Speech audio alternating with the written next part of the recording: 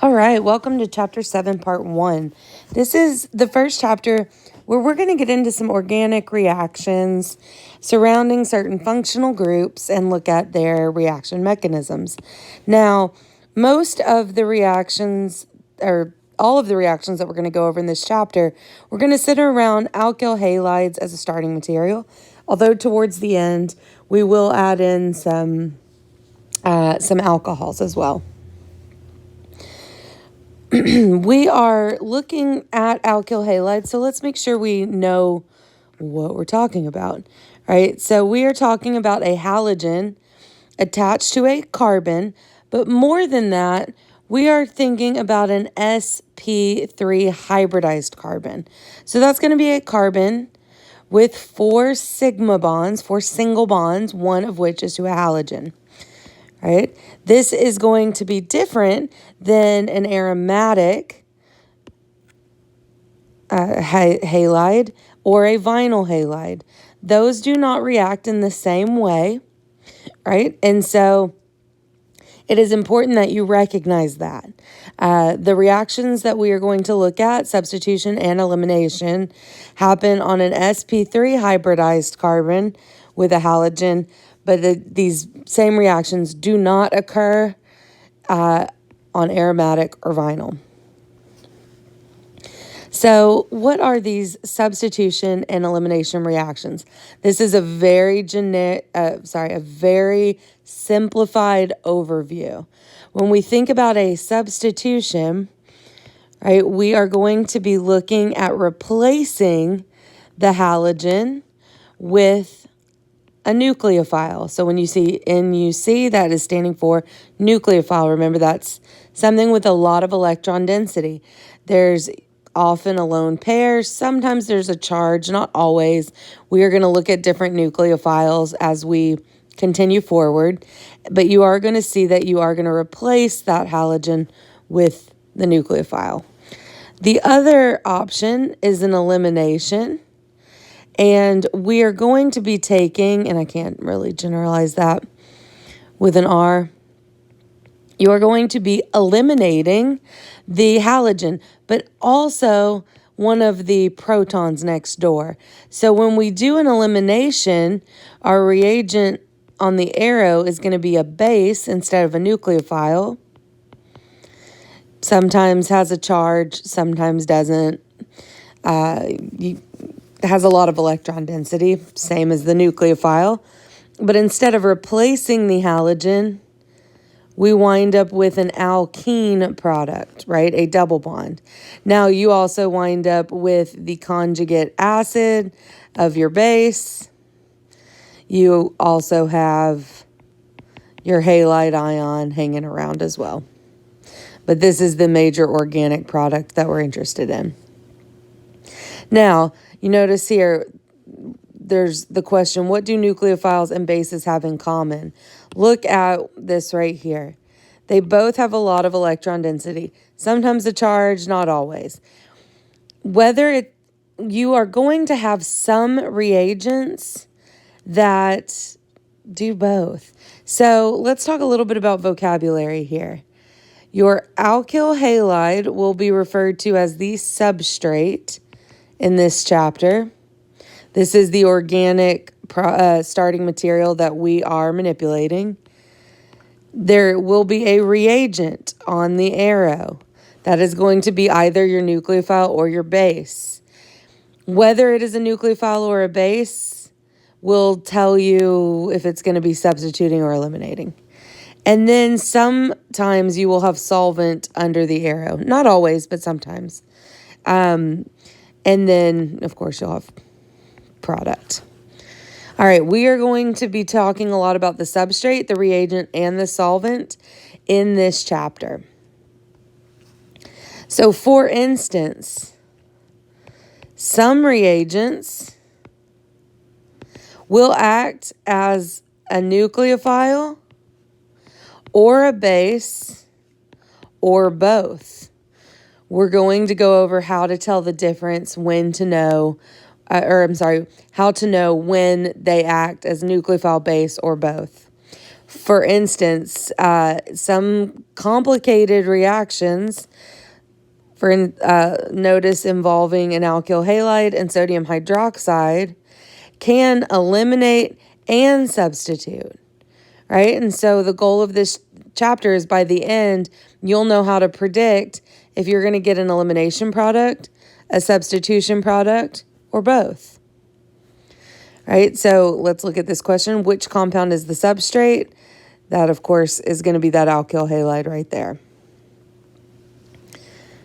These substrates, so let's talk a little bit about the substrate. The reason that we choose to look at alkyl halides for substitution and elimination, because some other compounds can also go through substitution and eliminations. The reason we choose alkyl halides is because the halogen is a good leaving group. You notice in substitution and elimination, right, the halogen leaves. In either case, whether it's being replaced or it's being eliminated, it leaves.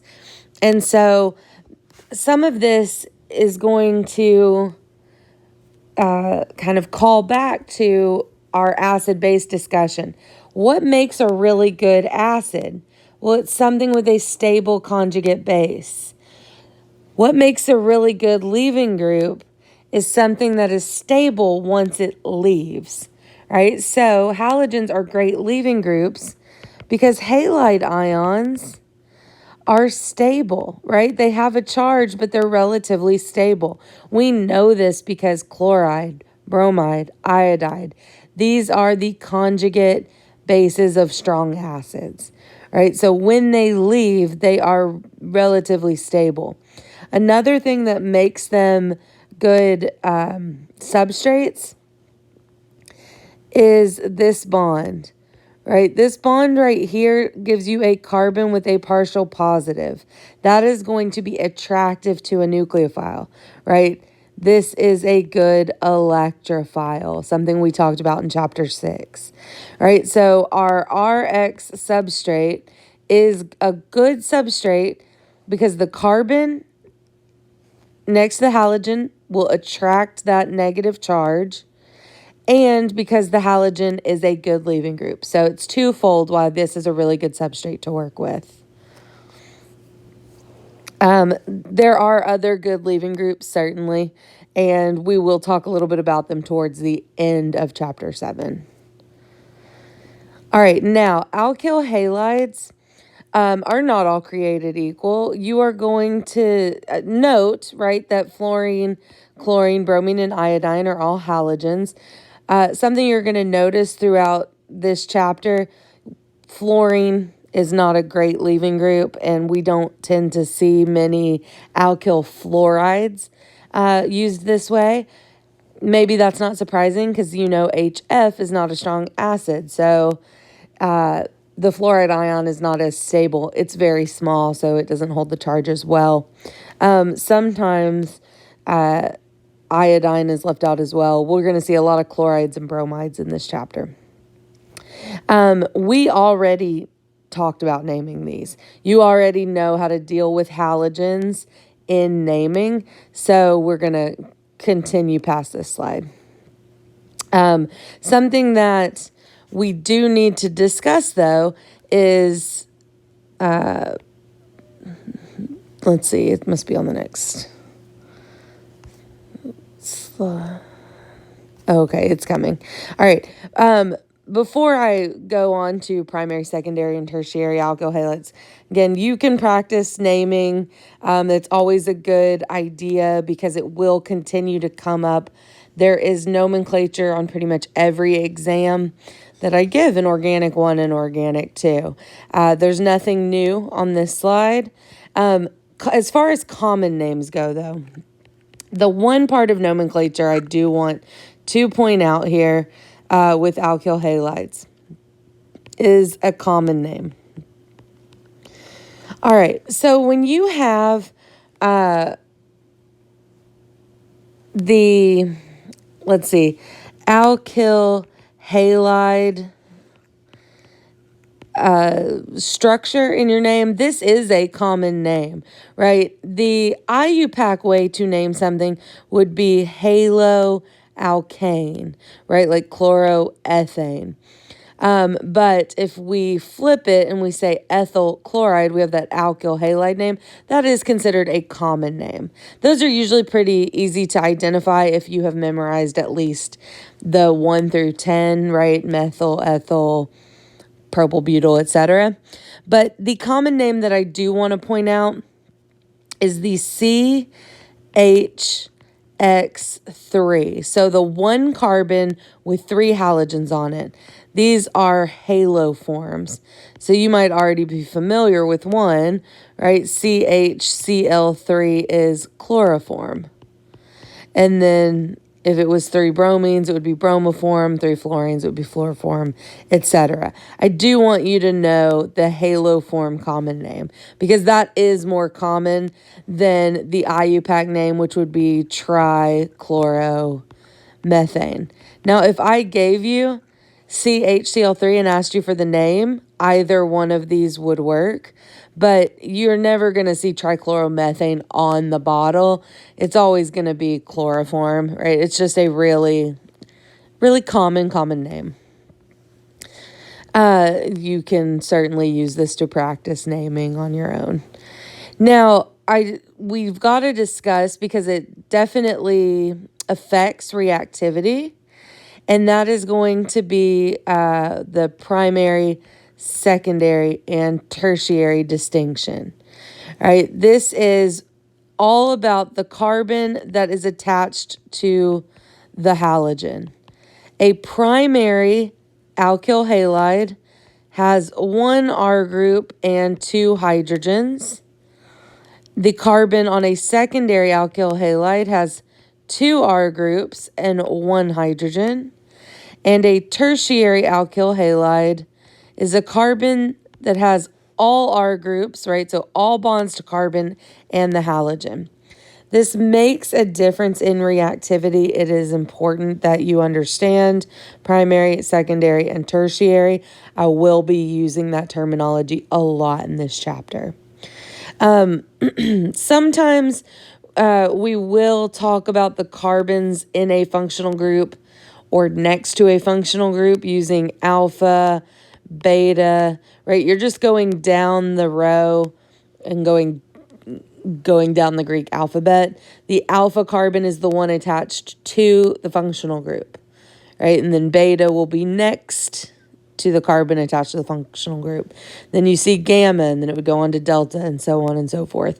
That comes up a lot more frequently in organic too, but where we might see it here, like for an elimination, the halogen on the alpha carbon and the hydrogen on one of the beta carbons is eliminated. So it is important to recognize if you see the distinguisher, alpha and beta, that's what they're talking about.